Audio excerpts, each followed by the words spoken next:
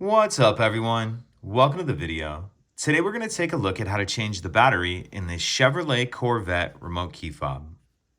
This Chevy Corvette key fob is going to use replacement battery CR2450, and I'll put a link in the description box of this video to where you can find these replacement batteries if you're in need. So the first thing we're going to do is grab our key fob and remove the emergency key that's in the bottom of it. That's done by pressing this button on the side of the fob that my thumb's on, and the emergency key will pull out like that. Now if we hold our key fob with the buttons facing down and we take a look at the bottom of it, the end that the key just came out of, we see there's this slot right here that I'm touching with the end of the key. What I'm going to do is take my emergency key and push it straight in that notch, and as I do that, it's going to pop this back cover up. So push it straight in that notch and you can see it pops that back cover up just a little bit, and then we can pull that cover off.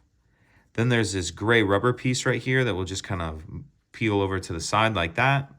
And now we see our battery right here.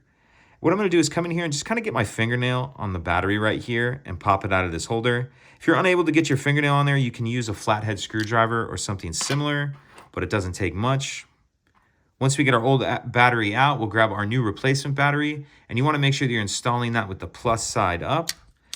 And if we're holding it in this direction, I'm going to kind of tuck this bottom edge in first and then push it down into place. Let that rubber piece go back into place, and then we'll put this back cover on. And you can see there's this tab on the back cover right here that I'm touching with my finger.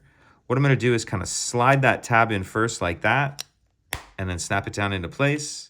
Slide the emergency key back in, and that's it.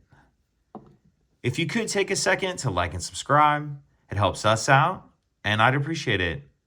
Thank you.